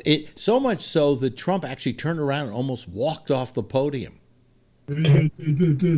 Fuck you. Get a heart attack, you fuckstick. And then once again, like he told a reporter a couple of weeks ago, he says, well, I'm the president. Oh, really? And I'm your constituent, so go fuck yourself. Sure. Huh? Yeah, did you see how much you make an hour? Did you see I'm the president and you're not. Yeah. Somebody should turn around and say, and you work for me. Yeah. Thank you. How does it feel for the first time in your life, Mr. Trump, President Trump, that you're an employee? And this is the people's house. Yeah. Did you see how he kind of blew off that Japanese guy, too? Oh, yeah, I can't understand you. Yeah. He basically said, you know, you're fucking me over. Fuck you. Next question. He's crazy, yeah. Last night on Family Guy. Hold on a second. Last night on Sunday night on Family Guy, they had a thing where they had Trish Takanawa, who's their Asian reporter, and she's doing stand-up. And her joke was, my husband said he wanted 69, and I said broccoli with beef. Sauce on the side. That's a good one. Love Chinese. Don't you mean cream of something, guys? Yeah, yeah. But anyway, you know, I mean, what we saw today was, I mean, between that, the racism against the Japanese guy, that was a good one. The calling the black woman a racist. That was the case. Okay. That was the. Yeah. That was a good one. Really. And the whole thing, it was like a complete meltdown. He keeps getting away with it because he keeps moving past it, and the press can't keep up. There's no chance to get it all out to report it. So it's just they're trying to keep up with the fast-paced craziness that is the Trump administration, and so they don't have a chance. Even like they were saying tonight, we should be talking about the results of what happened yesterday, and we're talking about him firing Jeff Sessions instead, because it's just you wait 5 minutes and there's something else to report on. Everybody said that he also goes. You listen to him and it made me think about with what you were saying about what Roger Stone says was, don't, even if it's wrong, don't give in. And what he said about Little John. Little John was on his fucking show. And he said, I don't know Little John.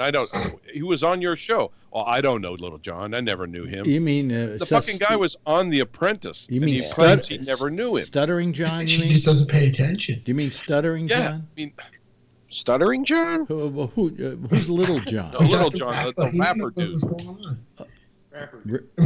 He straight up said he didn't know him. I watched that frickin' show, and he was right there in front of him talking to him. Oh, okay. I don't know who Little John is. He's that rapper, and he was on The Apprentice, and he made it almost. I don't know if he even won, but he got almost to the end of the damn show. By the way, you want to hear the stupidest thing of the whole election happening anywhere? As you may remember, a couple of weeks ago, my friend Dennis Hoff died of I guess, a heart attack. He was, of course, ran brothels, and he was running for the state assembly. Yeah. Guess who won? He did. He won? Yes. With any luck, they'll weaken at Bernie's, that motherfucker. And not only would his constituency vote for a pimp, they voted for and not only that, but a guy who Roger Stone referred to as the Trump of Pahrump. They voted for a guy who was dead.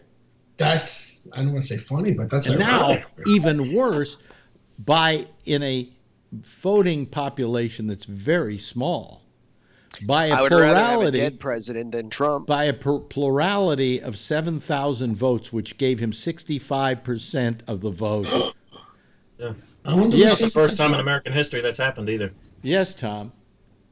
Well, at least that's better than the fact that we had two Congress people under indictment that got reelected. One was Duncan Hunter in San Diego, and the other, I forgot his name, up in upstate New York, on the western part of New York, upstate. Menendez? No, not Menendez. Or whatever. Menendez was found innocent, not guilty. No. This is New York, a congressman. Yeah. Is it Nunes? Up by. Is it Nunes from California? Yeah, well, Duncan Hunter is in San Diego, and he was the one with blamed his wife for all the expenses that they were charging, personal expenses that they were charging the campaign. Duncan Hunter sounds to me like a game, kid's game. Duncan Sounds Hunter. like a cake mix. Duncan Hunter had a cake mix. Yeah. Oh, Duncan Hines. Just like I said before, the late Antonin Scalia. Scalia sounds like the name of a venereal disease or something. Yeah. Sexually transmitted disease. I got the Little itch. Got an itch? Yeah. You got Scalia. Scalia. A bad case of the Scalia. Now you're almost out of your picture, Brian. I move around a lot. There you go. There you go. Yes, Tom. But we did get rid of Rohrabacher. We got rid of him. Yeah. And Ruda, Harley Ruda, yeah, he's the new congressperson for that district. Do you people, since all of us are to the left here, do you feel that last night's result in the Congress was enough of a plurality where we can do something? Oh yeah, I should hope so. Definitely. Nancy Pelosi's looks like she's going to become Speaker of the House again. Yeah. Like, when you mean do something? Well, investigations among them. Oh, okay. Well, I said on my Facebook profile. I thought you meant legislation or keep government working. What we did last night to a certain extent, and you could see it in his face when he came out today for that press conference. He did not look happy.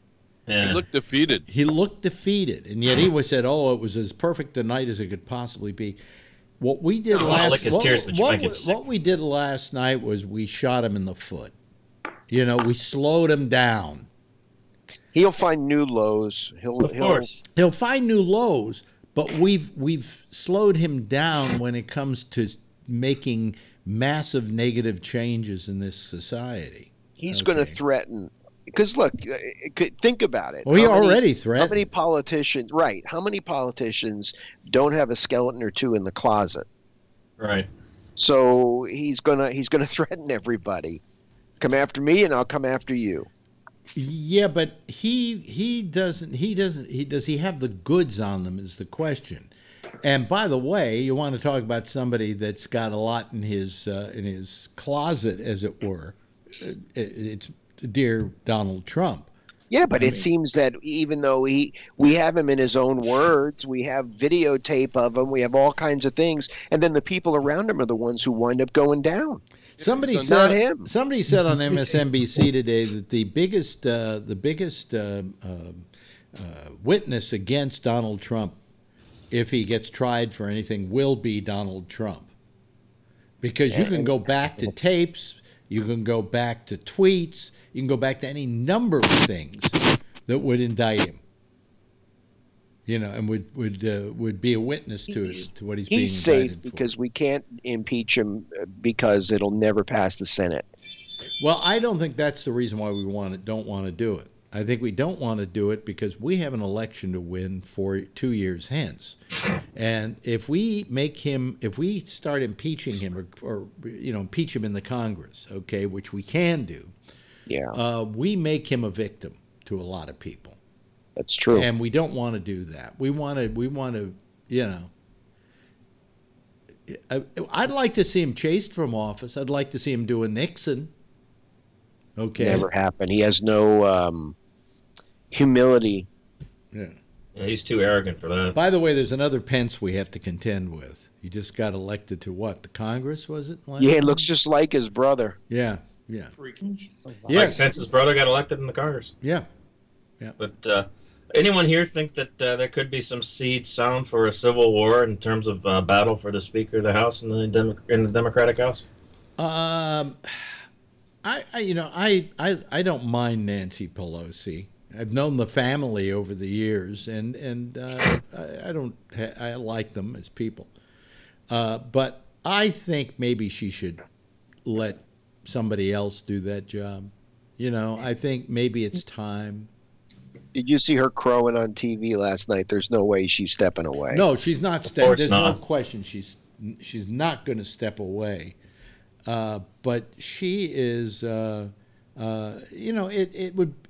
would do the party well if she would back off, because there are a lot of other people who could do that and do a fine job of it. Not better. And maybe come to the Speaker of the House job without the reputation, baggage. The baggage of the reputation she's been given by the Republicans. Not that any of it's true, but she's always been that evil image they have used in order to get their people elected. In politics, perception is the reality. Yeah, Tom. Well, what her argument is, the reason why they dislike her so much and they're out together is because she's been effective. If if she was ineffective, they would just ignore her. So that's yeah. But is she continues to be effective? I think it's a good reason to keep her to become Speaker of the House. Is she the only one though that has the plan? You know what I'm saying? Is she the only one who could pull it off? Or could somebody a newer voice be more effective just simply because it isn't hobbled by this perception out there? And they'll just screw up the perception of the next person they put there. Yeah, I guess. The Republicans are great at that. But I mean, I can't tell you how many advertising campaigns used her image as a negative. So they'll just start again. That's all. It's do you want? They didn't even use Schumer as much as they used Pelosi. Right. Yeah. Yes, Tom. Yeah, I say back in the '80s, it was Tip O'Neill. He looked like a corrupt politician, and so that's the image they tried to project him. But Yeah, they'll always find a villain. You know, no matter who it is, they'll try to find a way to vilify them. Right. Yeah. I remember Tip O'Neill for one thing, and that was my friend Abby Hoffman was living in hiding up in the Thousand Islands here in New York. And Tip O'Neill came up, and he was like part of this group to save the river. And he was living there as Barry Freed. And he got a picture with Tip O'Neill, shaking hands with him, because everybody wanted to. The lieutenant governor of the state of New York also took a picture with him because everybody wanted to curry his favor, since he was the guy who had headed up this whole Save the River, the St. Lawrence Seaway thing. And when he finally gave himself up, and among other things, he distributed these pictures of Marianne Krupsack and him with Tip O'Neill. Tip O'Neill's first reaction was, "Well, I'll be damned." He's also famous for saying all politics is local, and very wise for saying that, because I couldn't agree more. Well, it does come back to local. And I would say it's also personal, too. Everything's personal. Well, that's what it should be. I mean, your representatives come to the Congress to bring back jobs and money and what have you to the local community. The same thing with the senators, to bring them back to the state. You know, that's their job. Yeah. Yes, Jeff. Oh, your microphone's off. Yeah. Wait a minute. Did you ever get anything about Mitt Romney? About what he had to say? Apparently, he bitched about the president just the other day. Really? I didn't hear that. Yeah, and I don't know what he really said. Mitt's never had nice stuff to say about Trump. Yeah, it was kind of good to see a Republican like him get elected to something. He has no use for Trump. Yeah. You know, I mean, we all kind of berated Romney when he was running because he was the enemy at that point. But now he briefly tried kissing Trump's ass. But and now Trump that made a fool out of him. You're always going to get a Republican elected in Utah, and if it's going to be anybody, I just as soon it be Mitt Romney. He may prove useful. Yeah. I think he probably may be in many cases, in many votes, he may be a dissenting vote. We did, after all, get his health care, did we not? Yes. Yeah. Yes, we did. The problem is they have such a majority, they don't need his vote. They don't need his vote, but, you know... they need the House. Well, but they need the Senate, too. And if you've got Mitt Romney there, at least he's maybe a little bit of a swing vote. And there may be some other guys you can... I mean, the Republican majority needs the Democratic House. I mean, the question is, how long is this party going to put up with Donald Trump? I mean, do you really want to be associated with that behavior? Would you like to place bets on it? I don't think they care. You don't think they care? I used to think they cared. I don't think they care anymore. Think I think it's become the new norm. I mean, you know, it's impossible for me to believe there aren't principled Republicans. Well, they're getting out of politics. Or they're switching over to the Democrats. You're right. They are getting out of politics. This is the Donald Trump party. These people, they're happy to have him campaign for them. They're happy to drag on his coattails with the great economy. What was the term he used today when he was talking about people who didn't agree with him and how they fell by the wayside because they wouldn't? What was the term? It was almost like they wouldn't pay homage to him. They wouldn't embrace him. That was the term. They wouldn't embrace me. Oh, gosh. I mean, remember and that's why they lost. That disgusting... Do you remember that disgusting meeting around the table where they all had to say something nice about Donald Trump? Yeah. I mean, come on. That's exactly who he is. But he didn't like these people, and he was happy that they lost because they didn't, his word was, embrace him. Yeah. Or take his embrace. And I'm thinking, this is like something out of The Godfather. Exactly. He doesn't have a ring to kiss. Yeah. Or a cat to Just a big fat ass. You want to be good, you got to embrace me. I mean... And may your firstborn child be a masculine. That press conference today, more than anything I have seen, was more of a litmus paper to the man than anything I've seen. But see, Republicans, and I'll go back to what Patrick said last night, they take what we're doing, because it's so out of the norm. You could say what you want about what you thought of George Bush or what you thought of Mitt Romney as a candidate, but what we're doing is we're whining, but we're whining because he won, but because of who he is.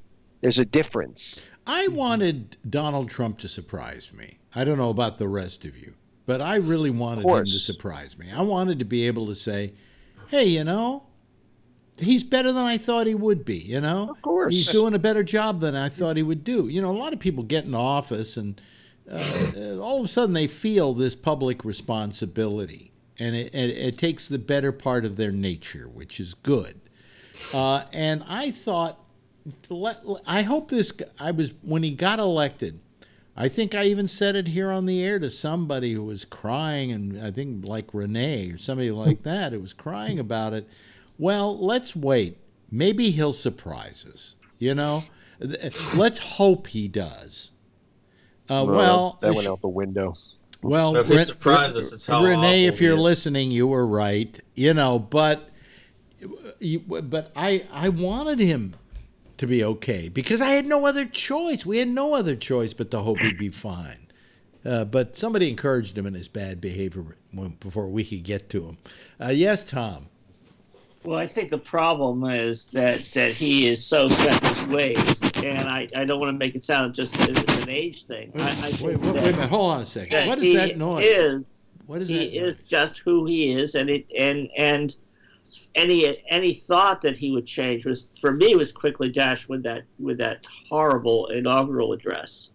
I mean, it just was a wonderful, could have been a great opportunity for him to really shift and be a president for everyone in the country. And he just didn't. He just decided he was just going to appeal to that small base, and it's just been that way ever since. I just can't expect him to change anymore. What is that noise? Somebody's rubbing their microphone. Yeah. Not me. And it's, we'll wait and see till we hear it again. The thing is that there are several important tasks that the president has as president, but one of the really important ones is being a cheerleader. That in times when times are bad, like they were a couple of weeks ago, you don't point fingers, you don't cause dissension. You bring the people together, you give a good rallying speech saying we're strong and we'll stick with this. Part of that job is being a cheerleader. Yeah, but you know what? You know what the problem is there is that his base, and it seems to be growing, people hear that and they think old and they think tried and worn out, and what we like is that this guy speaks his mind and he's out there and he says what he thinks instead of the bullshit that everybody else says, and that's popular. Yeah. But there's such a thing. What am I exactly trying to express here? There's such a thing as having empathy. That's a big part of the job. Dignity? Empathy. That's a good one, Kevin. And there's an old saying that I believe in explicitly. If you can't be sincere, at least fake it. And he can't even fake sincerity. He can't even do that. No, he can't. I wonder how he must be really a prick to be around.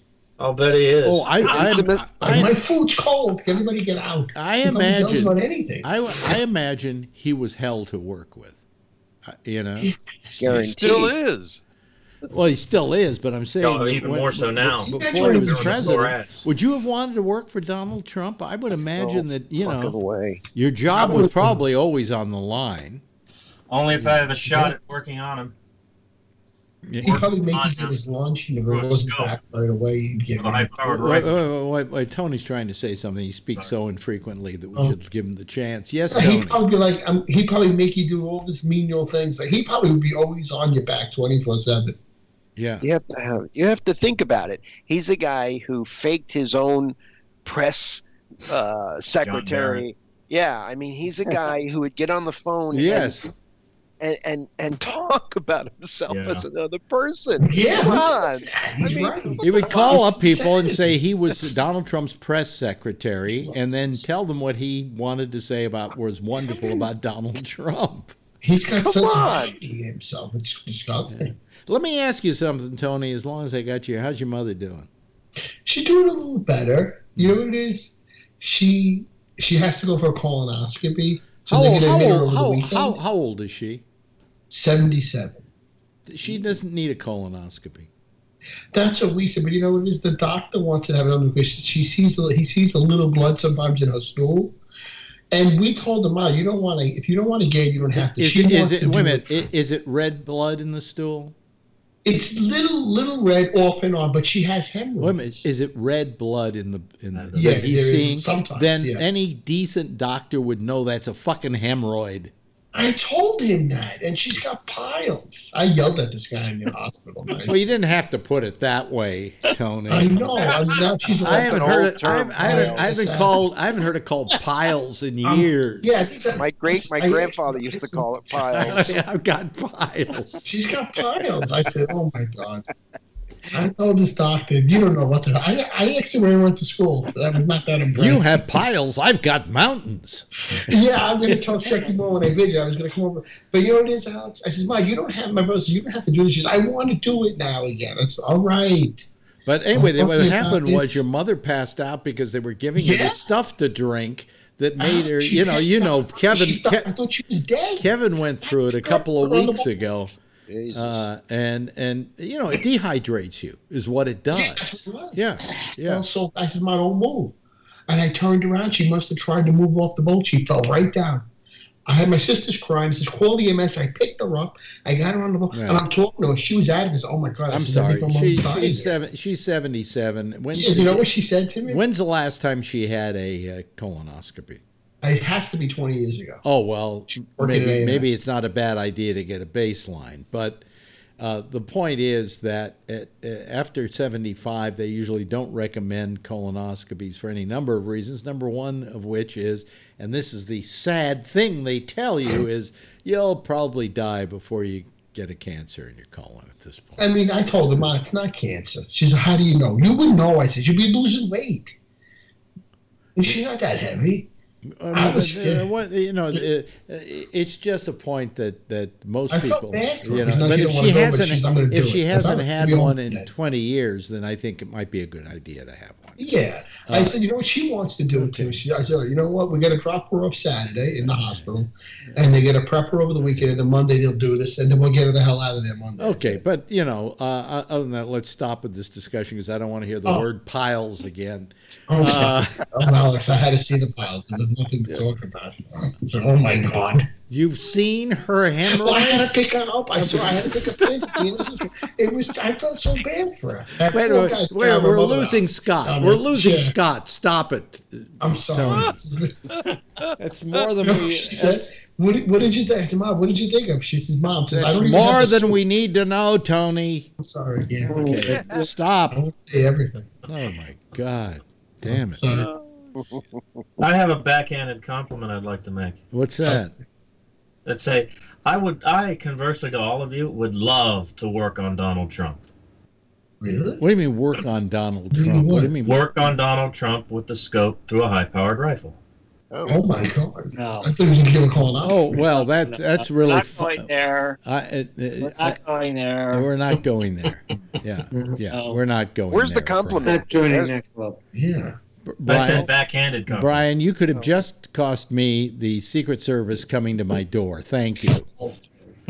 And I don't know where you live, so I can tell them go talk to Brian. I don't know what made you say that, Brian. Yeah, that was a stupid. Out of contempt. Huh? We're talking about piles and laughing, and then you come out with that. Might have threw him over the head. Yeah. Yeah, there'd be some bowel movements there, I'm sure. Yeah. Oh boy. That's the first thing that goes, isn't it? Next thing I know, this police will be here, and they'll be, who's this guy that said if with the rifle on your show. Give the address of Alex. I'm going to start putting a disclaimer on before the program begins. Maybe for the first time in the history of the show, I can be glad there are hardly any listeners. You know. Views expressed on this show are not necessarily those of the host. Yeah, no. Assassination attempts described on the show are not those of the host. Yeah. Tell them you were kidding, Brian. Oh, yeah. Please, Brian, for my sake. I can't afford a rifle. Okay, all right. Yeah. There you go. That's just Brian. I'm poorer than a church mouse. Huh? Yeah. I said I'm poorer than a church mouse. Mm-hmm. And secondly, you're pretty nonviolent, aren't you? You've never done anything violent to somebody. Not according to my record, I haven't. Oh, no. Not according. I have no record. No, you have no record, is what you're saying. No, I had you going there. Oh, shit. But I don't think of you as a violent guy. No. Yeah. He's a 35-year-old man living in the basement of his parents' house. Come on. No, that's Tony. Oh, that's Tony. I still go downstairs to my comments. That's Actually, Tony. The basement got redone, so it's kind of new. Yeah. If you want to go underground, Alex, the basement's spanking new. I kind of think of Tony as a latent Norman Bates. Yeah, I was trying to once. I couldn't sleep. She tells me I don't want to hear anymore. If anybody is potentially dangerous in this group, I suspect it isn't Brian, it's Tony. You know. Yeah, I wouldn't even hurt anybody. All of a sudden, I'll get a call from Shecky. Did you hear what happened to Tony? What he did? He took out the entire neighborhood. Yeah, I told everybody that's one way to throw a block party. That's one way to throw a block party. She's alive still. That's a good outside talking to people. Well, so what have we learned tonight? We've learned that Donald Trump is an asshole. You know, and that what he did today was just, I don't know. I sat there watching it and just staring in amazement at what I was seeing. And then I had to do something. I had to do an interview with Stephen Pearl, and I came back, and they were showing clips of what he said to the black woman. And I went, oh, my God. Yeah, that was crazy. Calling her a racist because he asked him about his comment that he was a nationalist. Yeah. You know? And it just wasn't, it was just. I'd say it would be happy to lick his tears, Trump's, but then I might get sick. Yes. But might have a parasite rolling around in there. But he isn't capable of tears. I don't believe. Tell me. Well, if it's his ass on fire, I guarantee he's going to shed a few tears. If Mueller comes up with something, for example, I guarantee he's going to be shedding a few tears. Some of his family's going to wind up going to jail on that one. Good riddance. Yeah, I don't know about that. Well, I think that's. You're probably right, Rob. But for the sake of fantasy, I hope they get butt fucked. Yeah. I mean, look at what's his name? Look at the son-in-law, Jared Kushner. Look at him. Boy, he'd be somebody's butt boy in a second in prison. Oh, my God. God, he'd become somebody's... Yeah. He'll have a swastika on his ass in 10 minutes. On each cheek of his ass. Anyway, that's all I love for that family coming out here on the program. Thanks, Rob, for joining us tonight. Tom, always good to see you when the coast is clear. Brian, thank you so much. Tony, thank you. We appreciate it. Scott Boddicker down there in Plano, Texas. Hey, you guys got out the vote. That was pretty good. Even though he didn't win, Beto didn't win, he came damn close. And that's Beto for president. You got it. Jeff, thank you so much. And Kevin, always a pleasure to see you. Always a pleasure to see all you people. And if you give a big wave goodbye, we'll say, goodbye to you. Goodbye, guys. See you later, okay?